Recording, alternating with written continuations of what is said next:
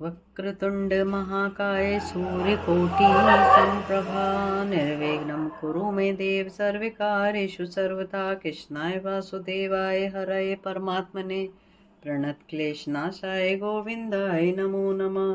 भगवान श्री कृष्णचंद्र माँ के बिहारी जी के चरणों में, सच्चिदानंद घन परमात्मा के चरणों में हमारा शत शत प्रणाम।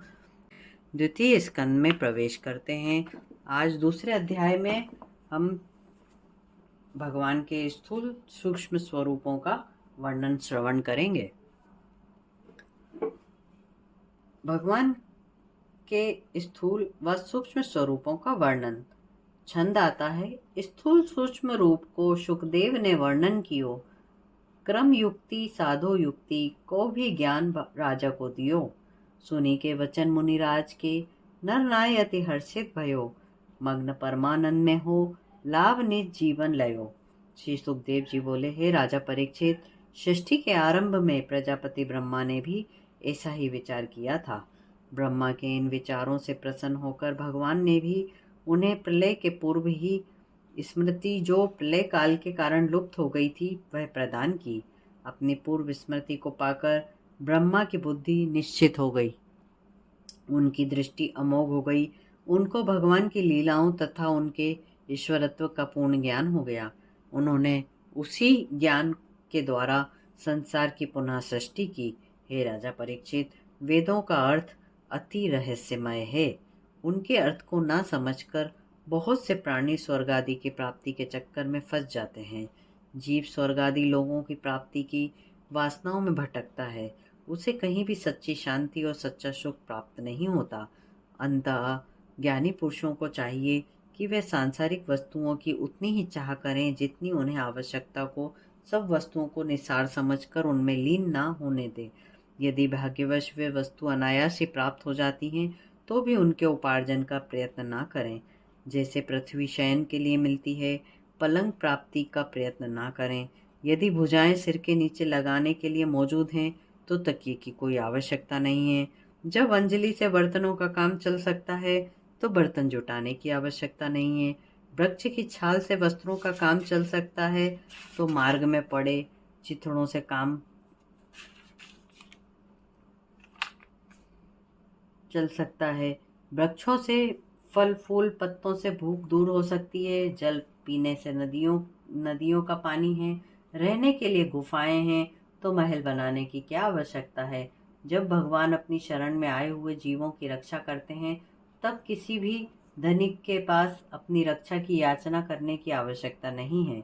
इस प्रकार विचार करके संपूर्ण विषय भोगों से चित्त को हटा लेना चाहिए और व्यर्थ की वस्तुएं संकलन करने में अपने समय को नष्ट ना करते हुए भगवत भजन में चित्त को लगाना चाहिए। हे राजा, हे परीक्षित, अब मैं तुम्हें भगवान के स्थूल और सूक्ष्म स्वरूप की धारणा बताता हूँ। हे बेटा, बहुत से साधक लोग अपने हृदय आकाश में भगवान के स्वरूप का चिंतन इस प्रकार करते हैं। भगवान 4 भुजा धारण किए हुए हैं, जिनमें शंख, चक्र, गदा, पद्म हैं। उनके मुख पर मंद मंद मुस्कान झलक रही है। कमलवत नेत्र हैं, कमल पुष्प के समान पीला वस्त्र पहने हुए हैं। विशाल भुज दंडों में रत्न जड़ित बाजूबंद हैं। सिर पर अति सुंदर रत्न जड़ित मुकुट विद्यमान है। कानों में कुंडल, कंठ में कौस्तुभ मणि, वक्ष स्थल पर श्रीवत्स का चिन्ह और वनमाला शोभायमान है। योगियों के खिले हुए सहस्त्र दल वाले कमल पर उनके चरण विद्यमान हैं। भगवान के बाल चिकने घुंघराले हैं। संपूर्ण अंग प्रत्यंग आभूषणों से सुशोभित हैं और वे अपनी मंद मंद मुस्कानों से भक्त की ओर देख रहे हैं। जब तक साधक का मन स्थिर ना हो जाए, तब तक भगवान के उसी मोहिनी रूप का ध्यान करना चाहिए। साधक की ज्यों ज्यों बुद्धि और मन भक्ति में लगता जाता है, त्यों तो चित्त स्थिर होता जाएगा। जब तक साधक को भगवान के एक एक अंग का ठीक ठीक ध्यान होने लगे, तब तक वह नित्य नियम से इसी प्रकार भगवान के स्थूल शरीर का चिंतन करता रहे। भगवान दृष्टा हैं, उन्हीं के सगुण और निर्गुण स्वरूप हैं। हे राजा परीक्षित, जब योगी अपने शरीर को त्यागना चाहे, तब देश का कोई विचार ना करे। सुख के साथ एक आसन पर बैठकर अपनी संपूर्ण इंद्रियों को वश में कर ले।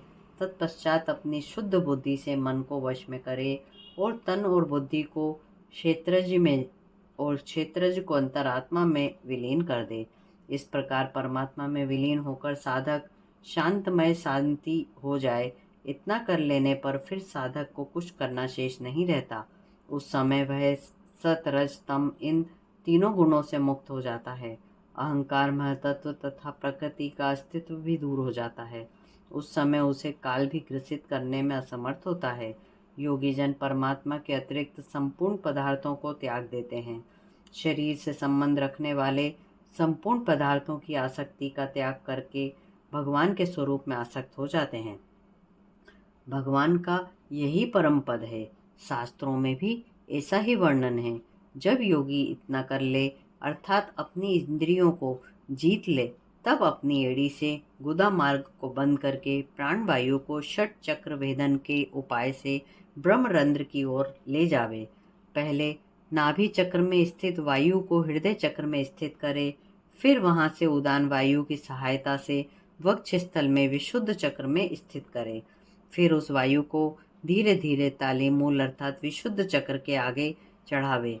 इसके बाद पीछे दोनों आंख, दोनों कान, दोनों नासिका छिद्र और मुख, इन सातों छिद्रों को बंद करके ताली मूल में जो वायु स्थित की गई है उसे दोनों भ्रुकुटियों के मध्य आज्ञा चक्र में स्थिर करे। यदि उस योगी को किसी अन्य लोक में विचरने की इच्छा नहीं है तो आधी घड़ी उस प्राण वायु को आज्ञा चक्र में रोककर परमात्मा में लीन हो जाए। तत्पश्चात ब्रह्मरंध्र को भेद कर इंद्रियों सहित शरीर को त्याग दे।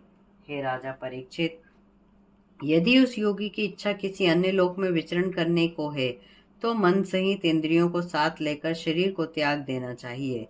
योगी जन का शरीर अति सूक्ष्म वायु की भांति होता है। वह सर्वत्र जा सकता है। तपस्या, योग, विद्या, समाधि के द्वारा वह योगी सर्वत्र विचरण करता है। कर्म बंधन के द्वारा ही प्राणी कहीं भी बेरोक टोक नहीं विचर सकता। योगी जब ब्रह्मलोक को जाता है तब प्रथम वह आकाश लोक में होता हुआ यज्ञ लोक में पहुंचता है। वहां उसके शेष पाप नष्ट हो जाते हैं। तत्पश्चात ध्रुव के निवास स्थान शिशुमार चक्र में जाता है। वह शिशुमार चक्र भ्रमण का मुख्य केंद्र है। जब तक प्राणी महलोक में जाता है वहां पर ब्रह्मवेत्ता योगी जन रहते हैं। जब प्रलय काल आता है तब शेष के मुख से आग निकलती है और वह नीचे के संपूर्ण लोगों को भस्म कर देती है। तब महलोक निवासी सभी योगी लोग ब्रह्मलोक में चले जाते हैं। उस महलोक में निवास करने वाले प्राणियों की आयु एक कल्प होती है तथा देवता लोग वहीं विहार करते हैं। ब्रह्मलोक में निवास करने वालों की आयु ब्रह्मा के समान 2 परार्थ की होती है। वहां शोक, रोग, मृत्यु, जरा आदि कुछ भी नहीं होता, किंतु फिर भी वहां ये प्राणी इस जन्म मृत्यु के संकट में फंसने वाले प्राणियों के दुख को देखकर दयावश दुखी होते हैं।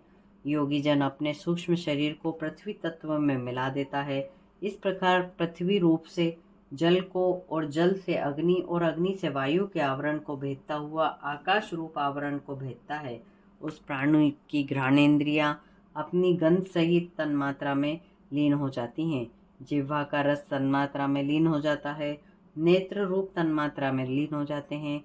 त्वचा, शिर, स्पर्श तन्मात्रा में लीन हो जाते हैं।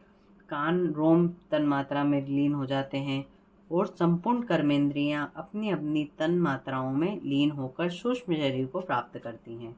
प्राणी इस प्रकार पंचभूतों से बने हुए स्थूल शरीर से सूक्ष्म आवरणों में लीन हो जाता है। तब वह अहंकार में लीन हो जाता है। उसमें वह अपने सूक्ष्म भूतों को भी तामस अहंकार में लीन कर देता है। अपनी इंद्रियों को राक्षस अहंकार में लीन कर देता है और मन सहित सब इंद्रियों में स्वामी देवताओं को सात्विक आहार में अहंकार में विलीन कर देता है। तत्पश्चात वह महतत्व में प्रवेश करता है। इसके पश्चात संपूर्ण गुणों के लय स्थान प्रकृति में लय हो जाते हैं। हे राजा परीक्षित, महाप्रलय काल में प्रकृति आवरण भी लय हो जाता है, किंतु योगी जन परमानंद में मग्न होकर आनंद स्वरूप ईश्वर में लीन हो जाते हैं। उन्हें इस संसार में आने वालों की आवश्यकता नहीं होती। हे राजा परीक्षित, इसी से ज्ञानियों ने तथा वेदों ने सांगो मुक्ति और क्रम मुक्ति कहा है।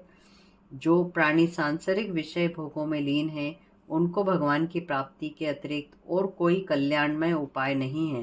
प्रजापति ब्रह्मा ने संपूर्ण वेदों को बड़े ध्यान से पढ़ने के पश्चात यही निश्चय किया है कि सच्चिदानंद घन परमात्मा के प्रति भक्ति और प्रेम होना ही सर्वोत्तम धर्म है। संपूर्ण प्राणियों और भूतों में भगवान श्री कृष्ण ही आत्मा के रूप में विराजमान हैं। इसलिए हे राजा परीक्षित, मनुष्य को सर्वदा सब स्थितियों में अपनी शक्ति के अनुसार भगवान श्री कृष्ण की कथाओं का श्रवण, कीर्तन और स्मरण करना चाहिए। इससे विषय वासनाओं के संपूर्ण विषैले मल धुल जाते हैं और भगवान की प्राप्ति हो जाती है। जय जय श्री राधे। इसके साथ हमारा द्वितीय स्कंद का दूसरा अध्याय यहीं समाप्त होता है। कल हम तीसरे अध्याय में सुखदेव जी का देव उपासनाओं का वर्णन श्रवण करेंगे। अब मुझे आज्ञा दीजिए। चैनल पे यदि नए हैं तो लाइक, शेयर और सब्सक्राइब जरूर कीजिए। राधे राधे लिखेंगे तो आपकी अर्जी भागवत महापुराण में भी लगेगी और आप सभी का कष्ट दूर होगा। सभी के संकट हमारे भगवान श्री कृष्ण हरेंगे और भागवत महापुराण सुनने से आप सभी को अनंत सुख की प्राप्ति होगी। जय जय श्री राधे। घोरम कर्णावतारम संसार सारम भुजगेन्द्रहारम सदा वसंतम हृदयारविंदे भवम भवानी सहितं नमामि।